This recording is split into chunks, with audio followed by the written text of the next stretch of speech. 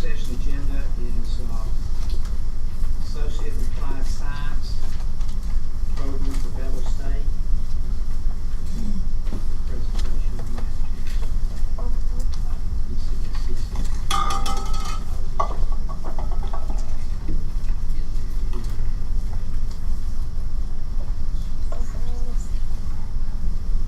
Good afternoon, Board of Trustees and to the Chancellor. I'm here to present to you our request for some changes and modifications to our Business Associate in Applied Science degree program. We started on this journey because of the information we received from our local chambers of commerce as well as the business community to update the program. We have an emerging retail environment in the Jasper community of our service area and in other parts of our service area as well. And so by request, we want to add 4 short-term certificates to create a stacked and latticed AAS business program. Those short-term certificates include business essentials, entrepreneurship, retailing, accounting, and then to complete the AAS in management. Addressed in each one of these short-term certificates is the need to make sure that all of the completers have employability skills, and some people refer to them as soft skills. Soft skills and employability skills. We hear it all the time from business and industry. And so we understand the need to ensure that we include education and training in that area as well.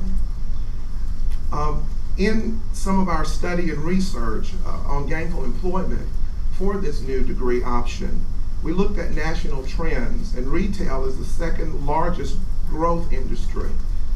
In 1973, 28% of jobs in that field required some college. In 2018, 63% require some sort of credential, some sort of training beyond secondary education.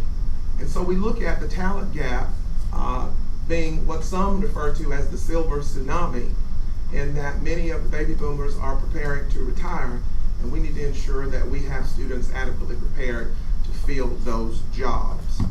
So this is all about creating a pipeline of skilled workers in business. Also, we understand that every student who comes to enroll in the business program, they don't necessarily want to transfer to a 4-year institution. Many of them come, they want some education and training so that they can go be gainfully employed. And so this is a part of our effort too, to streamline that.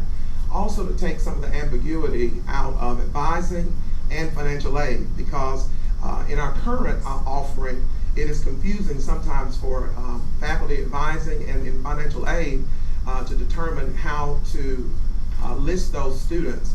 And because all of them do not want to transfer, some of them want to come in and get a short-term certificate and go and be employed in field. So we did work with our advisory committee to create the curriculum. We worked with the Chamber of Commerce to create this new curriculum, and that's why we are here today.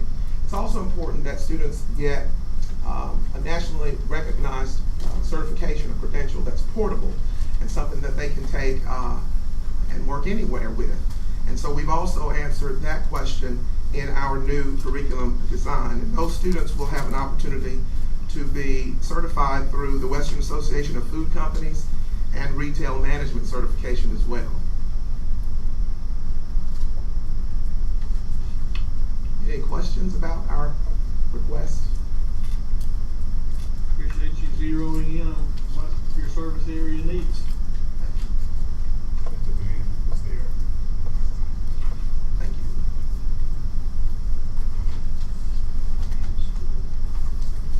Sir. Next item is a presentation on Associate in Applied Science and Diesel Mechanics and Heavy Equipment Mechanics for Maureen D. Wallace community.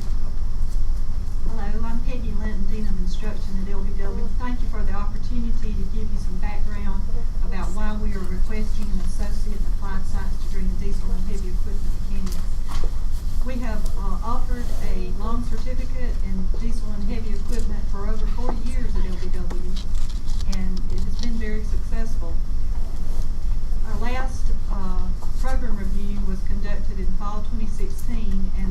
5-year data for that review showed that we have maintained an average of a 68% completion rate and an 84% graduation rate for our program.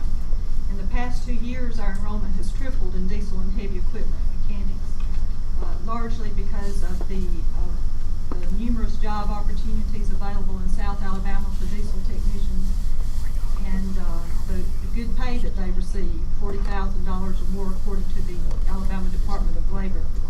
Our request for an associate degree stems from input from our Occupational Advisory Committee. This committee is made up of employers from the transportation and trucking industries.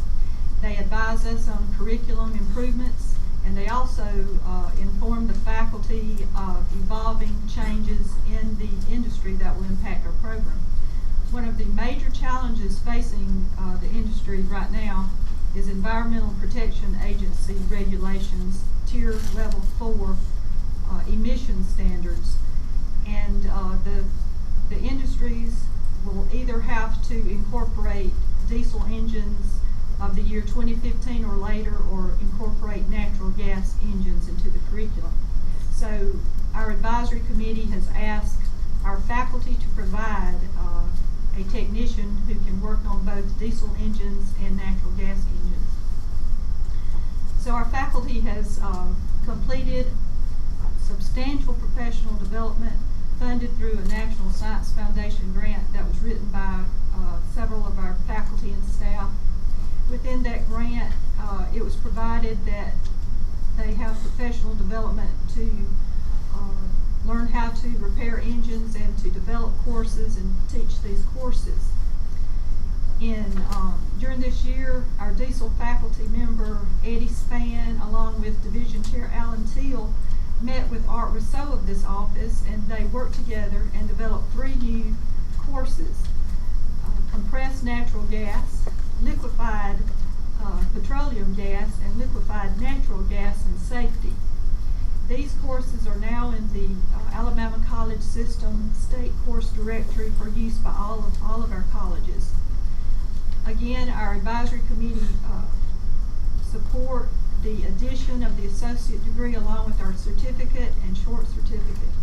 We have 12 letters of support from major employers who employ several technicians in their companies, and among these companies are Wiley Sanders, Buddy Moore Trucking, Mark Dunning Industries, 4-Star Freightliner, H.D. Edgar Trucking, and Truckworks Kenworth. Early in our grant that we received, the project officer for NSF informed our faculty that we needed to have an associate degree program for the natural gas component so that students can benefit from the higher level mathematics and science courses required in an associate degree. So, in summary, we project that our enrollment will continue to be high, and our completion rates and graduation rates will be high as well. The employment opportunities are great, and we're doing this program at the request of industry and to provide a direct career pathway for a high wage, high demand diesel technician job in Southeast Alabama. Do you have any questions? I noticed Southeast Gas, they're providing a new line to the school. Yes. So at their cost. I believe so. We're already their customer.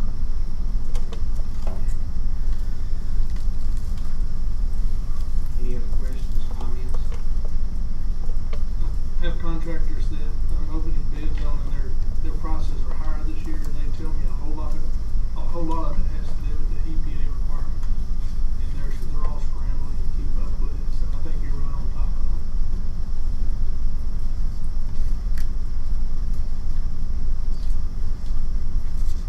Thank you very much. Item 3 is a revision statement, and we've got basically a revision statement and approval of reduction work policy for English study. President Thunderberg. Good afternoon. Thank you for your time today. Prior to my arrival at Ingram State, the Institutional Advisory Council, Advisory Board, had started reviewing the mission statement which is an annual recurring event there at all of our colleges. And so I bring to you their recommendation today to update the mission statement, which basically makes it a little bit more simple and just provides some of the reentry part of what we're providing there at Ingram. Are there any questions?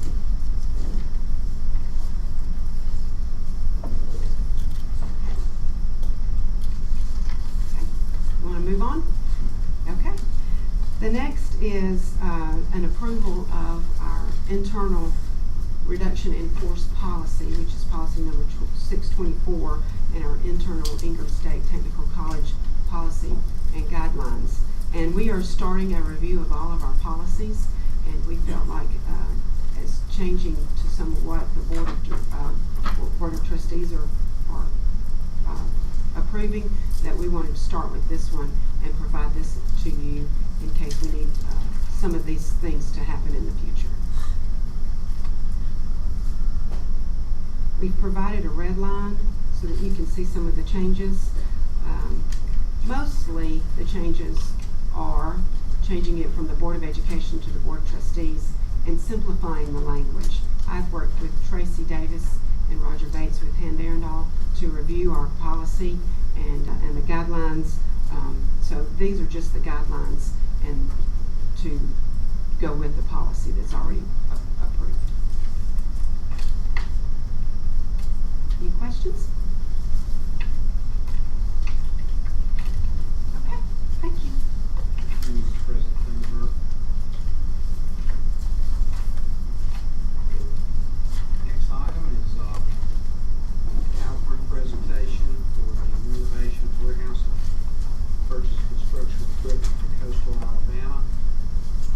This is Atmore campus.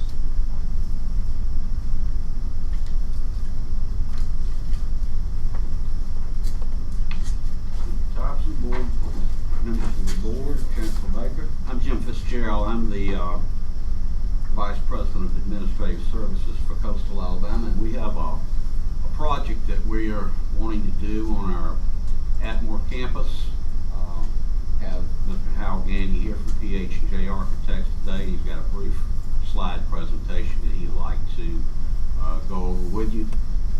We also have several people from our East District, which encompasses Bruton and the Atmore campuses. Mr. David Jones, who's our provost down there.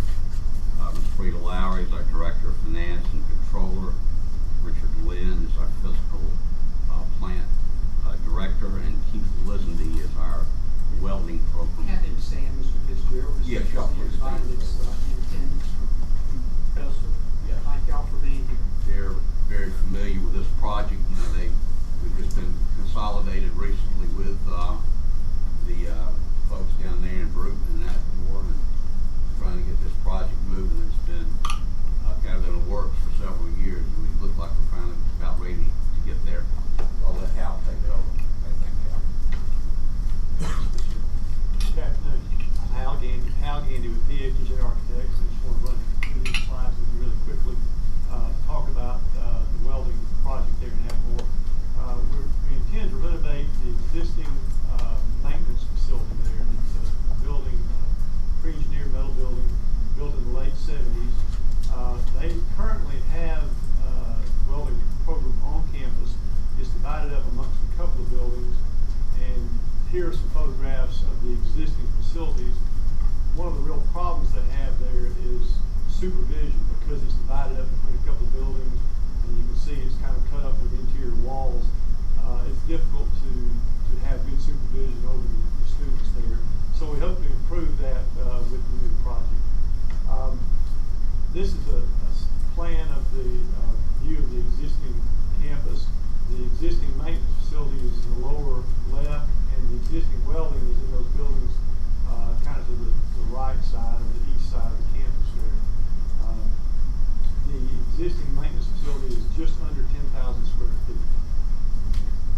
Here are some pictures of the existing facility. You can see it's a much more open space, and we'll look at the plan in just a minute, and you'll see that we're planning to put the booths, the welding booths around this space and have good supervision in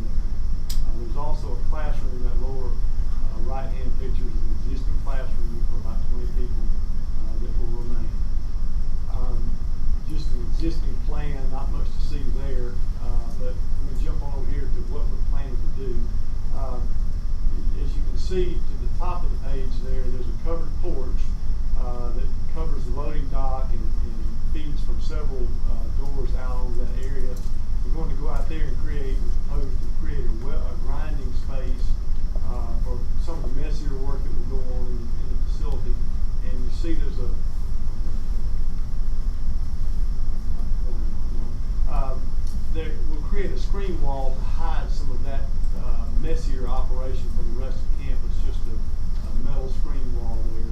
As we come into the welding lab, you can see it's about 5,400 square feet. And what you can see is that the booths will be around the wall, so the middle will be open. It gives good supervision. The instructors can see what's going on kind of at all times as they come into the space. And in the middle out there, they will also have some track torch and bandsaw and some of those other pieces of equipment that are necessary to the welding program, kind of out in the middle. This project will also include renovation of the existing bathrooms. I don't know if you can see here, but in the lower left part of the plan there, there's just 2 one-holder men's and women's restrooms. We're going to increase the count up to what code requires and renovate those to be a little better organized. The classroom won't do a whole lot to. We'll get new ceilings because part of this project will involve new air conditioning for the classroom, break room, office, and toilet areas. Now, the main building, the main welding lab is not air conditioned. It is heated, and we're installing new ventilation, both general ventilation and then extraction systems for the welding booth. So each booth will have a snorkel to extract the fumes there and take them outside.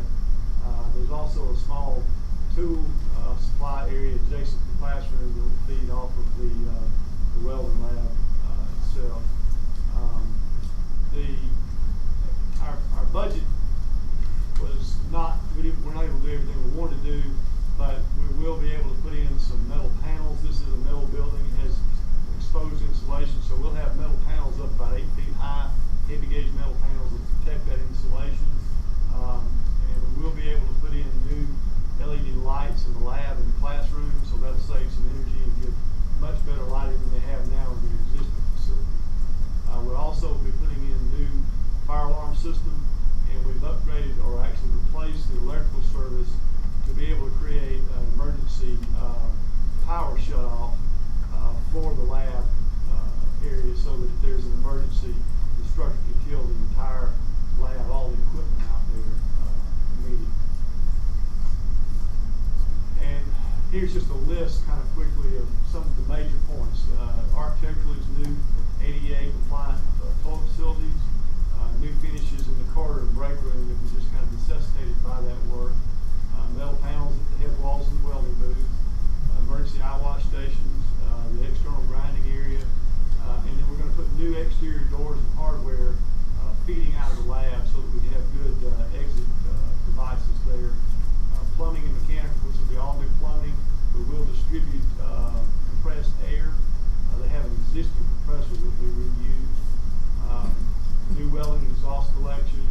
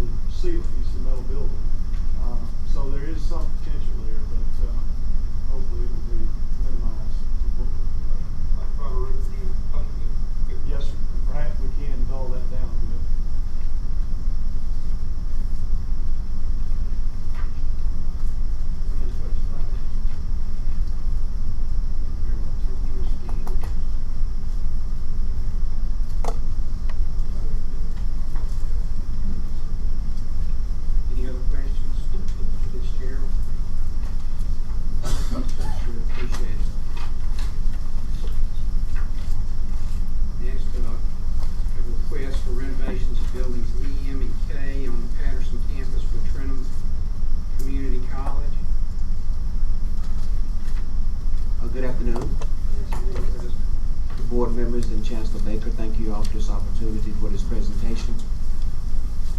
I'm sorry, we're a little low tech today because some of the things I need to point out to you all, I do not have a pointer that would work with this particular presentation, but I'll do the best that I can with it. And I need to go back and talk about a little bit of phase 1 so I can give you a pretty good view of why we're proceeding with phase 2. 3 years ago, this is what our campus looked like. And when Chancellor Baker was talking earlier today about how long these campuses have been in place, this was a campus, most buildings were built in the early 60s. And most of these buildings, they need roofs. As a matter of fact, one building we had to tear down because it had mold, and we could not have enough money to really fix that building because of the HVAC and everything else going on in that building. We also had a big problem with parking. As far as the parking lots are concerned, they needed repair. So this is what that campus looked like. And so we knew then, because of the parking, because of the mold in buildings and several other factors, we needed to do something, and so we came up with a plan. And this is part of plan of phase 1. This is what the campus looks like today, and I'll talk about right where that monument is, right there in the center. That's where that old building I told you all about that needed to be demolished. It was demolished in the first phase. The building over to your left is a classroom building that was renovated for our general education offerings. And the building over to your right with the copper colored roof is a building that's now our auditorium and student center that seats about 250 people, and it also houses our student services functions. In this process, in phase 1, as you can see, there were tons of landscaping, including sidewalks, and all of the parking lots were redone, new paving, and all of this had, frankly, to be start all over again with the parking lots. Also, in this building, on this campus in the beginning, students could not exit our campus unless they went across 2 lanes of traffic. So we can get them on very nicely, but going off, they had to go across 2 lanes of traffic to make a left turn, presenting a safety issue for most of our students, faculty, staff, and of course our visitors also. So we needed to do something about that. So we changed that particular format where now the light that's in front of the campus actually comes into the campus and not into the shopping center across the street from the campus.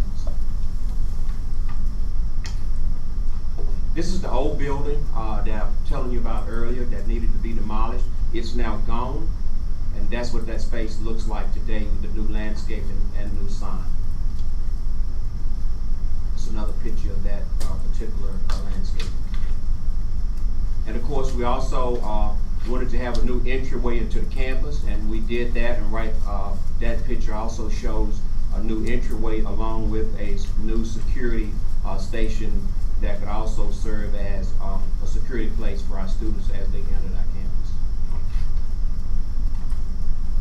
That's a view of the red light coming into the campus right now. It comes off of 231, and now our students are able to take that left turn and not have to put their lives at risk based on that traffic going south on 231.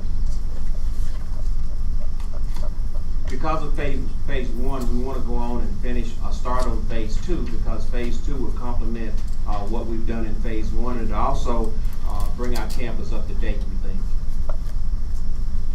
This is the site plan. As you can see, the buildings that we're talking about, building E, building M, and building K. Building E houses our CIS programs and our air conditioning and refrigeration. Building M houses our electricity program, and building K is our graphic design program. As you can see, the arrows are pointing at the new parking and also at building K, and building K is also covered under an open-end contract that we already have. Look at building E. That is building E, and as you can see, what we're trying to do is to give our campus a more attractive look from the street, and by going to complete building E, that would almost complete that process. The next building we will get into will be, of course, building M, and that will complete the look of our campus from the street. That's another picture of building E and what it looks like now. As you can see, it looks like a school that was built in the early 60s. As a matter of fact, now it looks like a high school that may have been built in the early 60s. It's very hard to attract students regardless of what you have on the inside, regardless of how good your instructors are, if you can't pull them in based on what they see from the outside. So that's what we are attempting to do. This is a rendering of what that building will look like when completed. And I'm sorry, I forgot to introduce the people who are with me. Kathy Wright, our Dean of Finance, Frank Lynchfield, who is our architect, and Robert Allen, who is our maintenance supervisor. And of course, they'll answer any questions when I get finished. But that is what we hope this building would look like when we finish. And in phase 2, we'll continue to update our facilities for future growth, especially as related to dual enrollment, because we're located right across the street from the MPS Impact. And we have a lot of dual enrollment programs going on with them, so we need to complement that, so we will continue to do that. Building E currently houses our computer information systems, our branch library, and our AC and refrigeration programs. This renovation will include a new roof, HVAC system, plumbing, electrical, new exterior storefront facade that models Building B and Building D that I showed you earlier. Also to include sidewalks and sodding, so all of the landscaping that will take place in front of that building also. There will be a large classroom in Building E. We want to use that classroom, of course, for our student mission, but the other reason we want to equip that classroom with modern technology is we want to offer that to our industry and corporate partners in terms of workforce development activities. And this building contains approximately 21,000 square feet, and again, on one end of that building is our HVAC program, on the other end of that building is our CIS program. This is the, I guess you would say, the south end of the building that contains CIS programs, and most of these classrooms will remain the same with new PVC roof, new facade and storefront, exterior doors, and of course new lighting, fire alarm, new finishes, new paint, flooring, and new ceiling. On the north end side, that's our HVAC program. Of course, these are two very large labs, and again, new PVC roof, new facade and storefront, new HVAC, lighting, new fire alarm, and data cabling. And this will take care of the renovations to Building E. Building M. And you see Building M is on my right, and it may be to your right. And that right now is our industrial electricity program. It's right across the street from AIDT. That building also faces Highway 231, and part of it also faces the Southern Bypass. And if you're not familiar with that area, it's about 25,000 cars come from that direction from Florida or going to Florida each day. That's why it's so important that our campus is attractive, so that it can start to attract the people that we want to attract. That's what that building looks like now. That's the rendering of what we want it to look like. Currently, it houses our electrical technology and adult education program. And by the way, our adult education programs have moved because of the renovations that we've done in other buildings on campus. Our renovations would include a new roof, new exterior storefront facade, and models again Building B and D, security cameras, ADA compliant bathrooms, and that's one of the things that we need to get back to. We renovated a number of bathrooms a few years ago. These are 2 bathrooms that were left that did not get fully renovated. We will take care of that in this renovation. Of course, windows, exterior doors, exterior improvements to include concrete sidewalks, asphalt overlay, striping, and sodding. And this building contains approximately 11,183 square feet. Again, showing that building and the floor plan for that building. Of course, the 2 large labs are in that building, classrooms and offices. It will get a new roof, new facade and storefront, new doors, new HVAC, new lighting and controls, new fire alarm, and of course, I talked about earlier, the ADA compliant bathrooms. The financial analysis for our project, under Building E, unexpended plant funds, $2,033,000. Facility renewal and replacement, $537,000. Total funds, about $2.5 million. Construction costs will be $2.3 million, and of course, the architectural costs and other costs about $200,000, bringing that total cost of that renovation to $2,570,000. In Building M, under facility renewal and replacement, $1,347,000, and of course, construction costs will be $1.2 million. Architectural and other fees, $104,000, bringing that cost to $1,347,000. The total renovation cost for Building E and Building M, a total cost of $3,917,000. Building K on the Patterson campus, and that is Building K. Again, it currently houses our graphic design program, and it's a program that is growing. That's the way that building looks now, and it will not get many of the renovations in terms of the facade from the outside that the other buildings will, but it does need a new HVAC system in that building right now, and we are moving forward with that.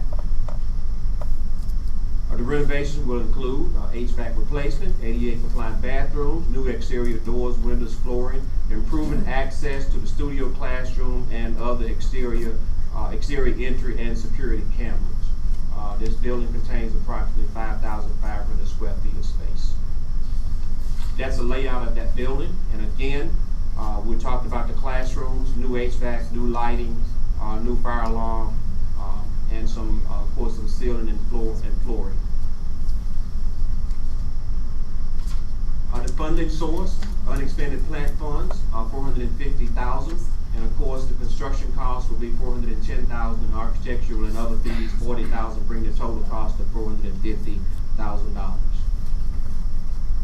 All projects in phase 2 of our renovation will be a combined cost of $4,367,000.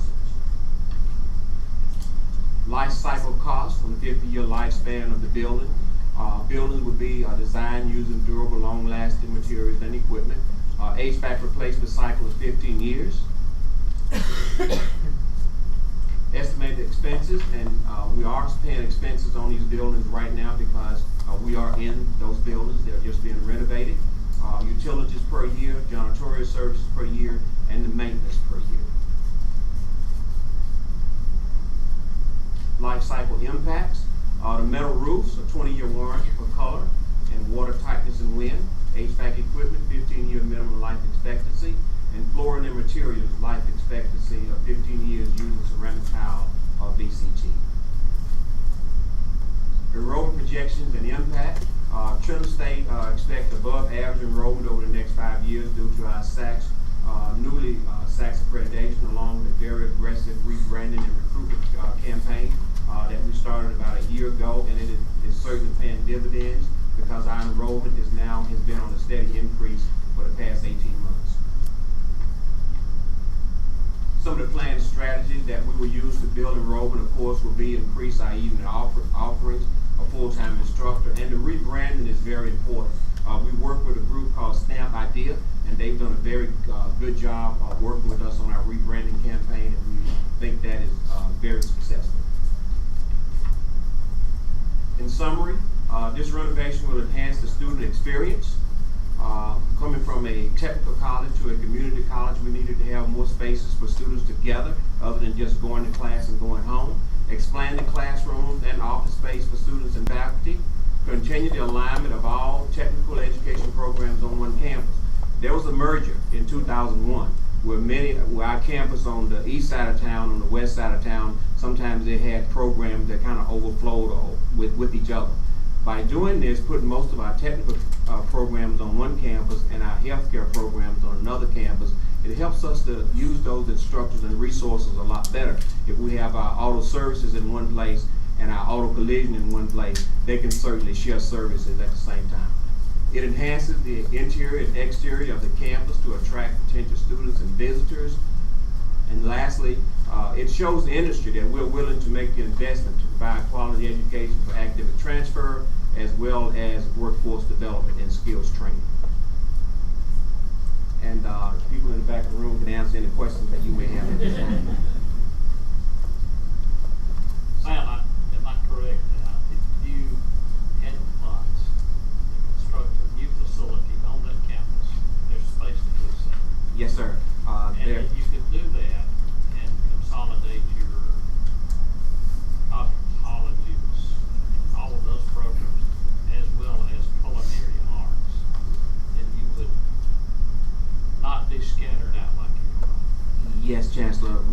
now we have several different sites across the city that we're leasing, mainly to go back. When we moved out of that building I was telling y'all about that had mold, we didn't have anywhere to go.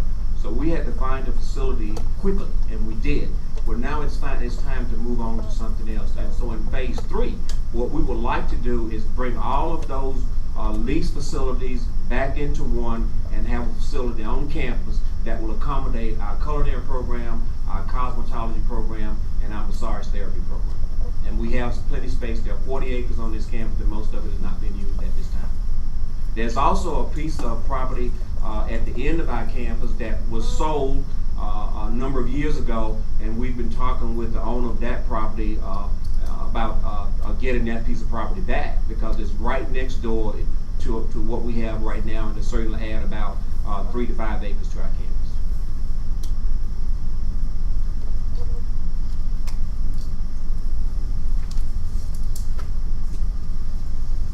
Any questions? Thank you for a good presentation, President.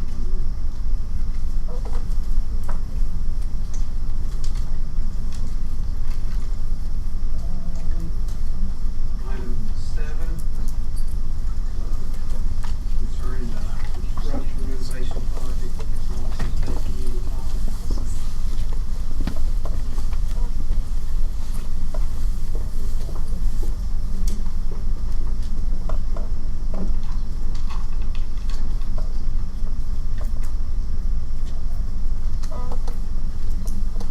Good afternoon. To the Board of Trustees and Chancellor, thank you for this opportunity to present Lawson State's projects. On behalf of our president, I'm Sharon Cruz. I'm the Chief Financial Officer, and I have Mr. Chad Yancey, who's our Facilities Director with me today. Our project is a request to increase our expenditures for the construction and renovation project.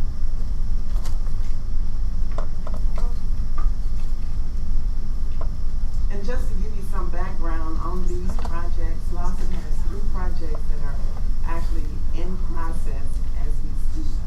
In September 2014, the President requested and received approval to seek funding for an HBCU loan with the Department of Education.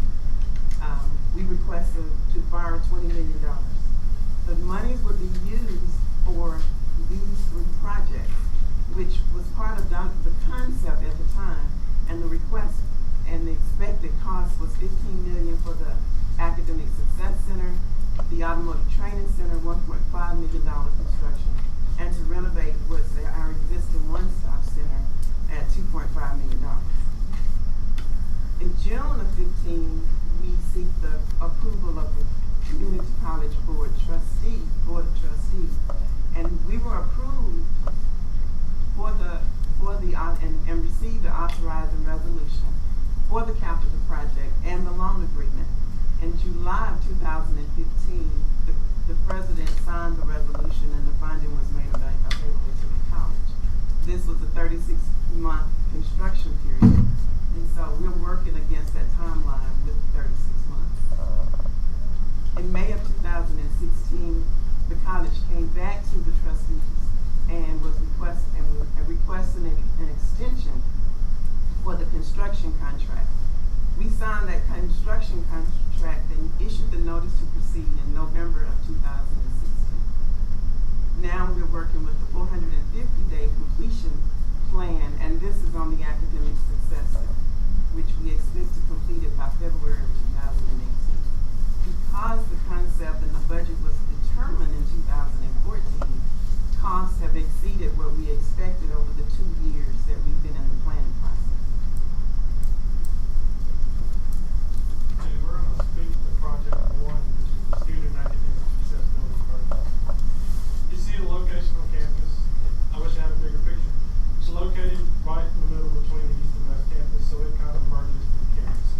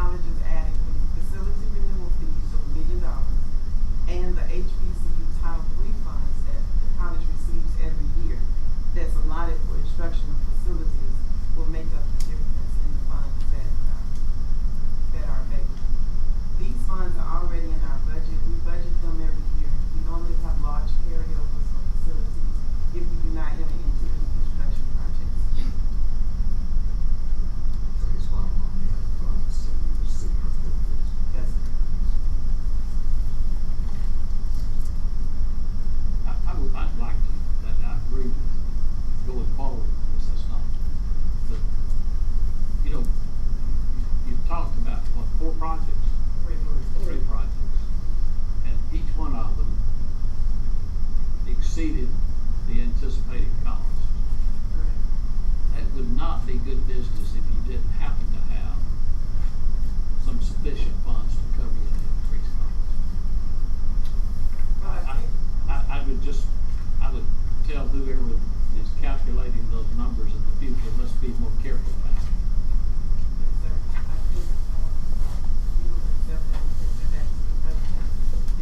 In most of the cases, in 2014, when we started the project and developed the budget, I think a lot of what we expected moved forward faster, and then the cost of materials have been major increases from 2014 to 2017. What is the name of the construction firm? Is the same firm building all three projects? No, sir. The Student Academic Support Center, the Argo Building Company. ARGO? Yes, sir. Argo Building Projects? Argo Building Company. Building Company? Yes, sir. And the one stop to residence hall is RDT Enterprises. And the automotive project has not been let bid yet. What about architectural firm? Because I think in President Ward's letter, the total of 44 million in his letter, and it seems like some of those figures are a little less than that for the total overage, but construction costs, including architectural and building commission fees, have increased significantly since the projects were originally bidded. Is the same architectural firm handling this? Yes, sir. Charles Williams and Associates is handling all three projects. Would it be possible for me to see the original bid proposals from, I'm sure you multi-bidded these projects out before you began the work. Do you have the original bid proposals from the contractors that submitted those? Yes, sir, I do. And I will get them. I'd just like to see how these overruns match up against what the original bid proposals were. How close were the lowest bidder was to what he's spoken to now. Since the facilities committee had looked at it initially, I think it was a scope issue as well, so there was a lot of factors. Scope change. Well, it's just not clear definition, so it, as an enhanced, and, now we know what we want, and so they had a better scope when they were pricing this last, the scope. That's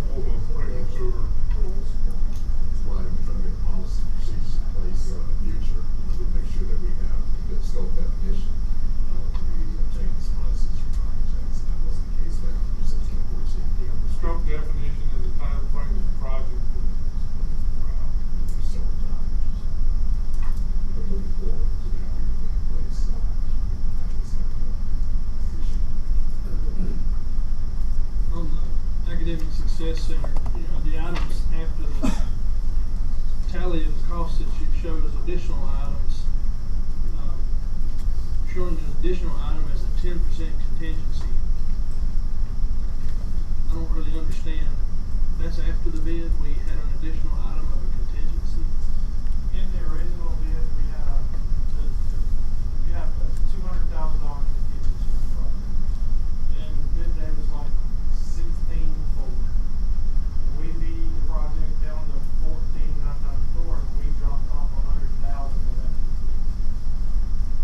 We did not realize the complexity of the site and the construction issues that were happening until they started working on the site.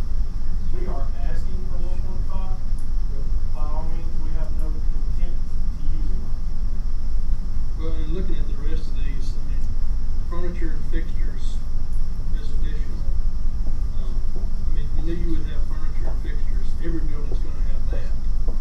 Building commission fees, I don't think that the new fee schedule for building commission was in place in 14. That is a new item where you now have to pay for the review. That's $88,000 for these three projects, just to pay the building commission, which is basically how the state funds that organization now. In 14, that didn't exist. So that's a $90,000 ad they have no control over. But I would say that the testing for concrete grout and earthquake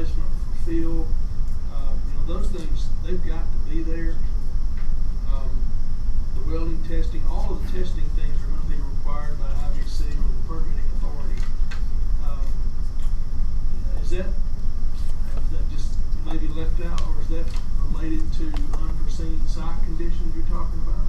No, sir, the problem was is that when we went to this and we deeded it down to 14,994, it took up the whole $15 million lot just to get the project started.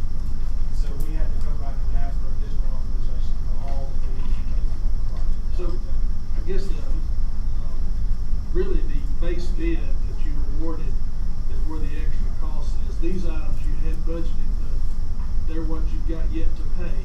Yes, sir. Okay.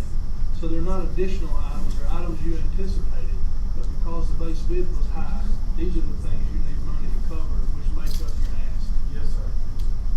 And the mitigation fees, is that a Corps of Engineers stream Yes, credit sir, it is. issue? Yes, sir, that side crosses two streams.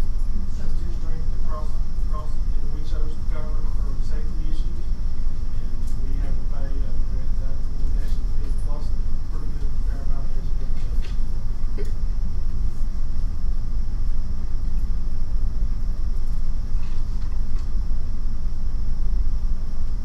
So you had similar issues, I presume, with the unknown site conditions on the next project on the residence hall? Yes, sir, the one-stop building where we're renovating right now, behind it, when we put the first residence hall, we uncovered a stream bed. An unearthed stream bed. When we opened the site and cut it down, it flooded 2 days later.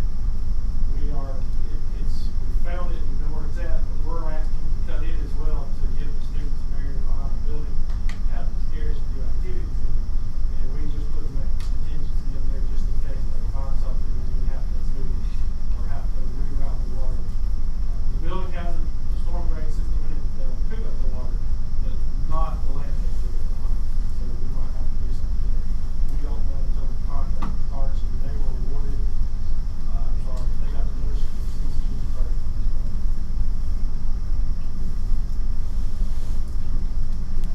I guess look, I'm in the business, I understand. I've stood where you are recently, because bid prices are high today, and supply and demand is hitting, I think, a lot of what's going on. You said that too. Contractors are really busy. It's a contractor's market right now. The fact that the project really is 3 years old from conception, there's probably going forward, especially consultants to get these prices zeroed in before bid day is going to be a wise investment, either from the system side or from the college side. And I think that's just something, this project gives us the impetus, I think, to move forward in that direction, because we have to know the answers before we ask the questions as best as we possibly can, or we end up in a situation like this. I guess the basis of my question is, I'm assuming that the contractors, they all bid against the identical, same scope. They would have had to bid by state bid law, so it's a public bid, it's all the same scope, and they all bid the same day, so it's an apples and apples bid. Because I deal with contractors also, and some of them will low bid just to come in and recapture that cost by citing something after the fact that they should have known and should have uncovered before they even granted the bid in the first place, especially when they deal with the state. Scope creep.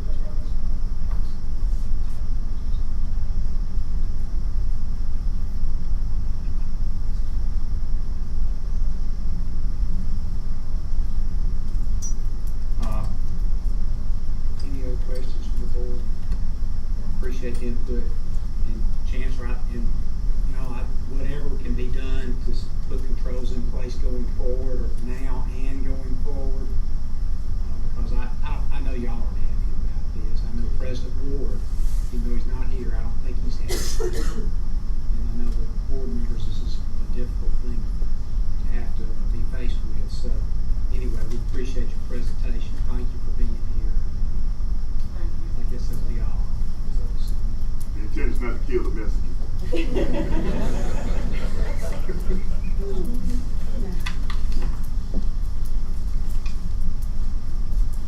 Item A, allocation of operation and maintenance program.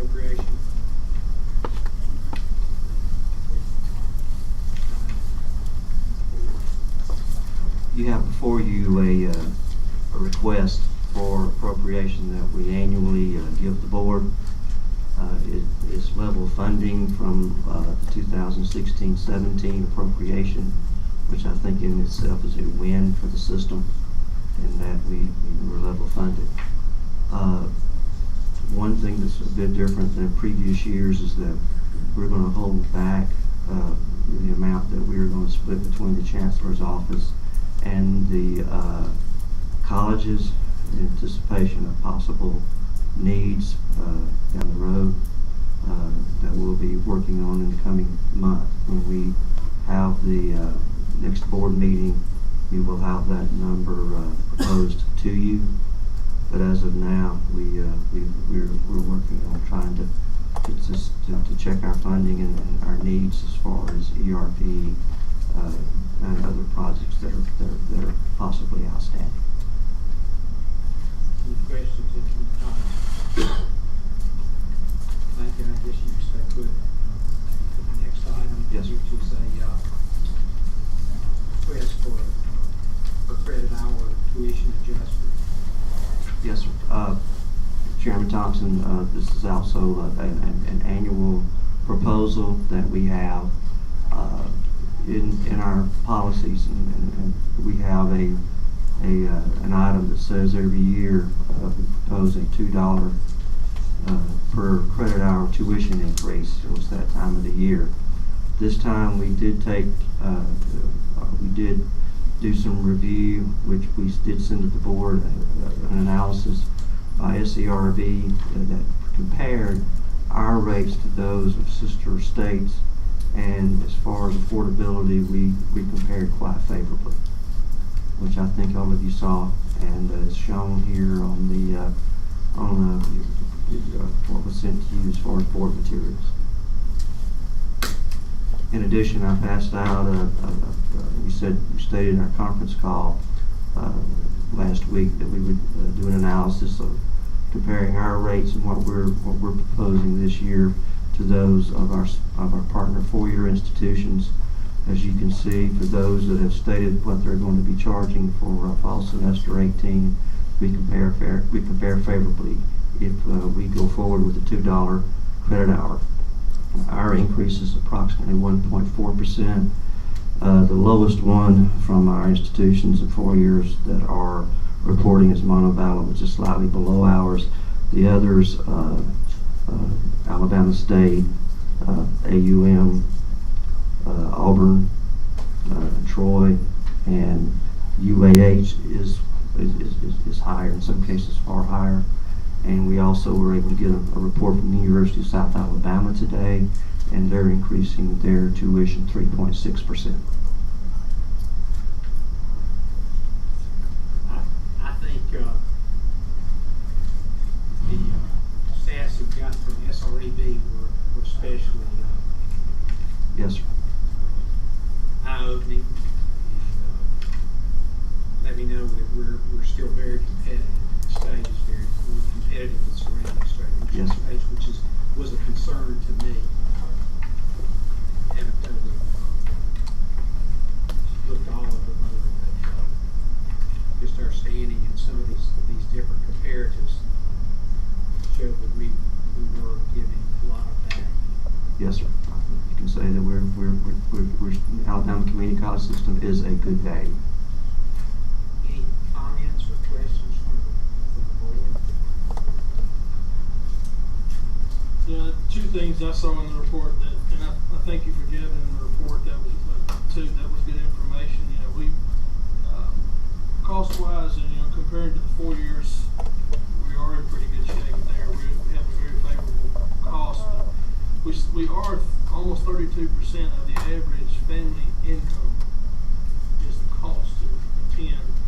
For the four-year institutions. Well, no, our system on the 2-year system is 37 for the 4-year. So it's still it's expensive for some families trying to send children to go. And one of the things that we're competing with, when you look at the FTEs, I think Tennessee is funding almost $1,900, and we're doing 20 from the state funding of scholarship. So 2,000 versus 20. that's a huge difference. And, you know, they have programs and funding available we don't have. But, you know, it's border states, you're gonna see that. Mississippi, you know, is next at 176, and we're down there at the bottom at 20. It's, I still want us to be conscious of this, because this rate at 115, 117, 119, whatever it's going to be, is not really the rate, because by the time we put fees on there, it's going to be 140 or 150, and fees are different at every institution. We just want to keep that before us as we consider this. You know, it's just, unfortunately, we don't have the opportunity, I think, for the funding levels that some of our surrounding states have, as far as the state contributing towards scholarships for students in need. Don't see that improving.